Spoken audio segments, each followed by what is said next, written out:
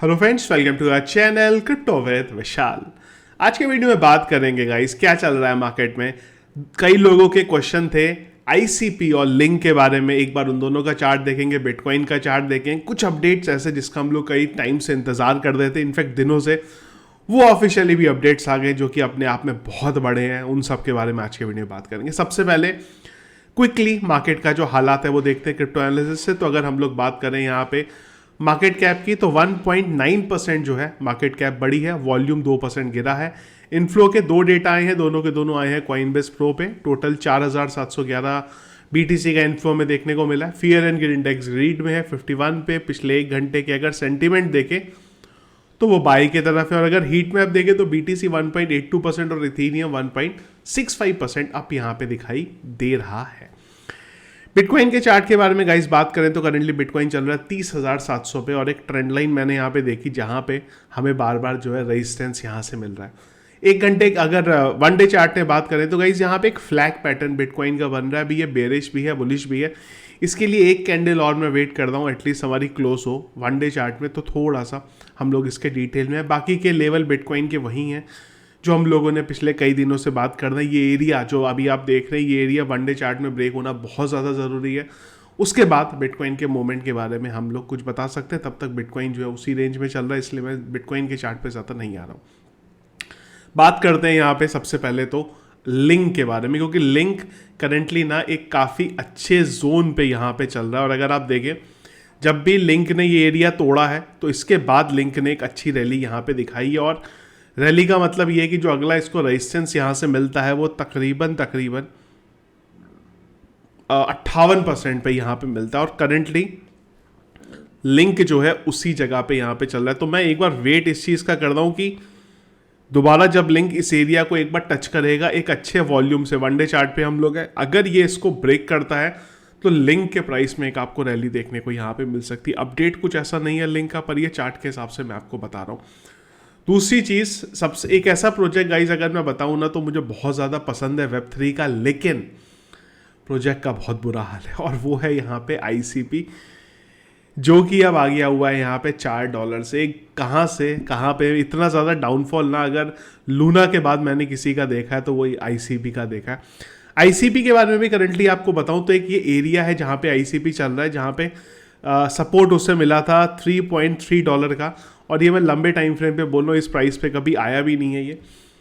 तो उसका एक रेजिस्टेंस जोन है जो कि $4.48 पे है।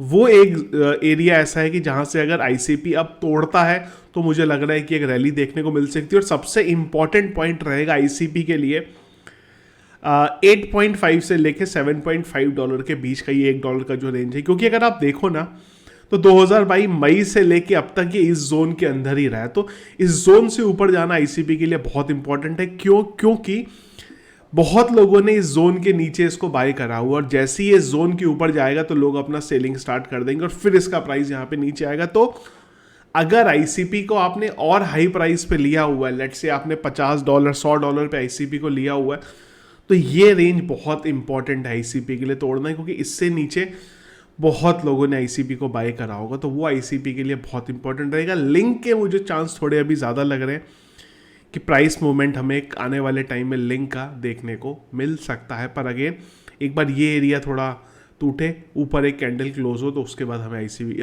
लिंक के बारे में जो है पता चलेगा। न्यूज़ अपडेट्स पे आए तो सबसे पहले अपडेट आया यहाँ पे माइक्रो स्ट्रैटेजी का, क्योंकि हम लोगों ने कल वीडियो किया नहीं था, ऐसे थोड़े से पुराने अपडेट्स हो सकते हैं, उसके बारे में हम लोग बात करते हैं। तो माइक्रो स्ट्रैटेजी ने फिर से बिटकॉइन को बाय करा है। यहाँ पे 12,333 इन्होंने यहाँ पे बाइंग करी है। और माइक्रो स्ट्रैटेजी का मैं पोर्टफोलियो देख रहा था यहाँ पे, तो इनकी जो करंटली एवरेज बाइंग है ना वो है भी $29,831 पे एवरेज बाइंग। और अगर आप करंटली देखोगे इनको तो करीब 80.33 मिलियन का इनको प्रॉफिट है पिछले 24 घंटे में। और ओवरऑल 126 मिलियन का इनको जो है प्रॉफिट यहाँ पे चल रहा है। तो जो लोग माइक्रो स्ट्रैटेजी को काफ़ी टाइम से बोल रहे थे, क्रिटिसाइज कर रहे थे कि यार आप बिटकॉइन बाय करके गलती कर रहे हो, शायद माइक्रो स्ट्रैटेजी इन्होंने प्रूव कर दिया कि अभी तो कुछ पंप हुआ ही नहीं है। अभी तो मार्केट को 60,000 $1,00,000 पे जाना है। आप समझिए वो टाइम पे इनका प्रॉफिट क्या ज़बरदस्त हो रखा होगा, ऑलमोस्ट डबल प्रॉफिट हो चुका होगा। तो ये 4.67 बिलियन की जो होल्डिंग है वो शायद वो टाइम पे 8-10 बिलियन की हो चुकी है। तो वो टाइम पे आई गेस बाकी इंस्टीट्यूशन को भी समझ में आएगा कि माइक्रो स्ट्रेटेजी ने कोई गलती वहाँ पे नहीं की थी, उल्टा बहुत बड़ा यहाँ पे रिस्क ज़रूर लिया था एक इतना बड़ा इंस्टीट्यूशन का आके बिटकॉइन में इतना बड़ा एक्सपोजर, लेकिन पूरे का पूरा जो रिस्क था उनका वहाँ पे सही हुआ था। एक और चीज़ गाइस, बाइनेंस के ऊपर ना एक अवार्ड चल रहा है, मैंने इसको टेस्ट करना था तो मेरी एंट्री यहाँ पे ख़त्म हो गई। लिंक मैं आपको वीडियो के डिस्क्रिप्शन पे दे दूंगा, टेलीग्राम पे डाल दूंगा, तो अगर आपको वीडियोस हमारे अच्छे लगते हैं तो ज़रूर सजेशन के लिए यहाँ पे आप डाल सकते हैं क्रिप्टो विद विशाल। तो बाइनेंस जो है इसका जुलाई के एंड में ये जो सर्वे यहाँ पे कर रहा है उसका रिजल्ट आएगा, तो अगर आपको अच्छे लगते हैं वीडियो ज़रूर यहाँ पे हमारा नाम डाल सकते हैं क्रिप्टो विद विशाल। एक और चीज़ आई निकल के, ये इंपॉर्टेंट चीज़ है डिस्कस करना, लेकिन कुछ लोग इसको समझ नहीं रहे, वो था आया यहाँ पे KuCoin की तरफ से। KuCoin का ना कई बार वेल्स डंप एक्टिविटी में जो है उस एक्सचेंज का नाम आता है, क्योंकि जब भी एनोनिमस एक्सचेंज की बात होती थी कॉइन, यहाँ पे KuCoin का नाम आता था। तो KuCoin ने भी यहाँ पे ऑफिशियली KYC कर दी और इन्होंने ये बोला है कि 15 जुलाई तक आपको 15 जुलाई से जो भी नए यूज़र आएंगे उनके लिए KYC कंप्लीट करना कंपलसरी होगा। पुराने यूज़र को, अगर आपने 15 जुलाई से पहले रजिस्टर करा है KuCoin के ऊपर और अगर आप KYC नहीं करते हो तो आपके विड्रॉल पे कोई इम्पैक्ट नहीं पड़ेगा, पर हाँ ये ज़रूर है कि आप कोई भी अमाउंट डिपॉजिट नहीं कर सकते, और अगर आप सेल करना चाहते हो अपना स्पॉट को तो उसको वहाँ पे सेल कर सकते हो। इन शॉर्ट, अगर आपको KuCoin यूज़ करना है, दुनिया का सबसे पुराना और बड़ा एनोनिमस एक्सचेंज जो अभी तक था वो यूज़ करना है, तो आपको KYC करना पड़ेगा। पहले बाइबिट और अब KuCoin, सारे एक्सचेंजेस कहीं ना कहीं इस तरफ जा रहे हैं कि आने वाले टाइम में शायद जितने भी ये एक्सचेंजेस हैं वो सारे के सारे आपको KYC कर देंगे, क्योंकि रेगुलेशन सबको आने वाले टाइम में दिख रही है और कोई नहीं चाहता वो टाइम पे फंसे, इसलिए सब KYC वहाँ पे इम्प्लीमेंट कर दें। इस केस में कुछ एक्सचेंजेस हैं, डेक्स जो है उनका आप यूज़ करना चाहे तो आप यूज़ कर सकते हैं। बड़ा अपडेट जो था गाइस वो था यहाँ पे फिडेलिटी का।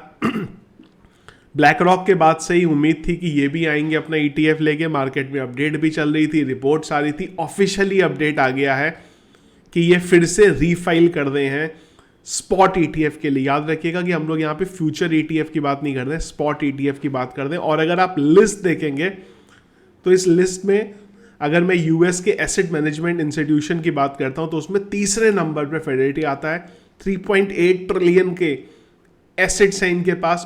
एक नाम और, ये डायरेक्टली ETF लेके नहीं आ रहे हैं, ये लेके आ रहे हैं अपना ETH to BTC ratio future, CMC group यहाँ पे। तो अगर हम लोग ये हमारे ETF की बात करें ना तो ये लिस्ट बहुत लंबा हो गया, और अगर मैं ये नाम भी लेने लगूंगा ना सबके एक एक करके तो आई गेस 1 मिनट का टाइम लग जाएगा। इन शॉर्ट आप देख सकते हैं कि लिस्ट बहुत लंबी यहाँ पे ETF की हो चुकी है, और ये ETF की लिस्ट जब ये अमाउंट आना स्टार्ट होगा क्रिप्टो में, और ये याद रखिएगा कि एक चीज़ और मैंने पहले भी बोली है कि ऐसा नहीं है ये ETF एकदम से आ जाने वाले हैं, इस सब में टाइम ज़रूर लगेगा। वो टाइम के लिए हो सकता है कि BTC का प्राइस फिर से नीचे जाए, नीचे के लेवल को टेस्ट करे, उसके बाद आपको बाउंस बैक देखने को मिले। लेकिन ये तय है कि ये सारे ETF आपको मार्केट में आते हुए दिखाई देंगे, और जब ये आएंगे तो ज़बरदस्त अमाउंट जो होगा ट्रिलियंस में वो मार्केट में रोल आउट होगा, और वो रोल आउट होगा तो उसका इम्पैक्ट ज़रूर बिटकॉइन के प्राइस में आपको देखने को मिलेगा, और उसके देखा देखी में बाकी ऑल्ट कॉइन्स में भी। एक और बड़ी चीज़ आई निकल के यहाँ पे UK के तरफ से, तो UK में फाइनली क्रिप्टो रेगुलेशन का जो प्लान है वो अपने अंतिम दौर में आ गया है, जो कि रॉयल फैमिली है वहाँ से भी अप्रूवल जो है इनको मिल गया है। तो बहुत ही जल्दी UK में भी आपको किस तरीके से वो क्रिप्टो रेगुलेशन लेके आने वाले हैं वो प्लान आपको दिख जाएगा। इंडिया में भी जो RBI के गवर्नर है उन्होंने स्टेबल कॉइन के बारे में अपना स्टेटमेंट दिया, पर मैं उसको इंक्लूड यहाँ पे नहीं करता हूँ, क्योंकि जिस भी तरीके से इंडिया के स्टेटमेंट आते हैं वो मुझे लगता नहीं है उनकी कुछ बहुत ज़्यादा वैल्यू है, क्योंकि IMF जो था उसने बोल दिया क्रिप्टो को हम लोगों को रेगुलेट करना पड़ेगा, बाकी कंट्रीज़ कर दी हैं, तो वो देखा देखी में इंडिया में भी होगा, तो उसको डिस्कस करके मुझे नहीं लगता कोई बहुत बड़ा यहाँ पे मतलब है। एक और चीज़ यहाँ पे आई निकल के, बाइनेंस की तरफ से पेज लोड हो रहा है, तो बाइनेंस का यहाँ पे जो क्रिप्टो कस्टडी लाइसेंस था जर्मनी में उसको वहाँ पे रिजेक्ट कर दिया गया है। एक और चीज़ मैं बोलूँगा गाइस कि बाइनेंस के बहुत सारे हमें इस तरीके की चीज़ें देखने को मिल रही हैं, आए दिन जगह जगह पे रिजेक्शन हो रहे हैं, पर इसमें एक चीज़ आपको और भी ध्यान रखनी पड़ेगी, वो ये रहेगा कि इन्होंने अप्लाई इतनी ज़्यादा करा है इसलिए इनका इतना ज़्यादा रिजेक्शन हो रहा है। क्योंकि कई लोगों के दिमाग में क्या जा रहा है, क्योंकि देखिए डेफिनेटली अगर बाइनेंस बंद हो गया, क्योंकि जिस तरीके से नेगेटिव न्यूज़ आ रही है वो देख के ही लग रहा है कि बाइनेंस की हालात ख़राब है, लेकिन आपको ये भी समझना पड़ेगा इतनी ज़्यादा एप्लीकेशन फाइल करने के बाद इतना ज़्यादा रिजेक्शन, जो कि ऑब्वियस सी अगर आप सक्सेस रेट देखेंगे ना तो अभी भी वो हाई है रिजेक्शन के पॉइंट ऑफ व्यू से। तो इसलिए हमें ये न्यूज़ देखने को मिल रही है क्योंकि उन्होंने अप्लाई इतनी जगह पे करा हुआ। अगर कम जगह पे अप्लाई किया होता तो इस तरीके की न्यूज़ अपडेट भी आपको कम देखने को मिलती। तो इन न्यूज़ अपडेट्स की वजह से बाइनेंस पे कोई फर्क नहीं पड़ने वाला, इन न्यूज़ अपडेट की वजह से मार्केट नहीं गिरने वाला, क्योंकि मार्केट को संभालने के लिए एक नई चीज़ मिल गई है और वो है यहाँ पे ETF। इस वजह से कोई नेगेटिव अपडेट आ भी रहा है बाइनेंस के लिए तो उसका भी इम्प्लीमेंट हमें BTC के प्राइस पे होता हुआ नहीं दिख रहा है। लेकिन पुराने टाइम में क्या होता था, अगर मैं आज से 2-3 महीने पहले बात करूं, ETF नहीं थे तो जब भी कुछ बाइनेंस का फंड होता था सीधा BTC गिरता था। अब कुछ भी न्यूज़ अपडेट का इम्पैक्ट BTC पे इस वजह से आपको देखने को नहीं मिल रहा है क्योंकि ETFs आ गए हैं, वो फिलहाल के लिए बिटकॉइन को जो है यहाँ पे सहारा दे रहे हैं। तो ये थे गाइस अपडेट्स जो अभी तक चल रहे हैं क्रिप्टो मार्केट के अंदर। इसके अलावा अगर कुछ और दिन भर देखें, बिटकॉइन का प्राइस थोड़ा और बढ़ गया, 30,800 पे हम लोग पहुंच गए हैं यहाँ पे। तो अगर और कुछ दिन भर अपडेट रहा तो वो हम लोग डिस्कस करेंगे टेलीग्राम चैनल पे, और ये जो लिंक रहेगा बाइनेंस वाला ये मैं वीडियो के डिस्क्रिप्शन पे भी डाल दूंगा आपको और टेलीग्राम पे भी डाल दूंगा, तो वहाँ से अगर आप वोट करना चाहें तो कर सकते हैं। तो ये था इस वीडियो, पसंद आया आपको इसको लाइक और शेयर जरूर कीजिएगा। चैनल में अगर आप नए हैं फर्स्ट टाइम वीडियो देख रहे हैं जरूर चैनल को सब्सक्राइब कर लीजिएगा। Thank you friends.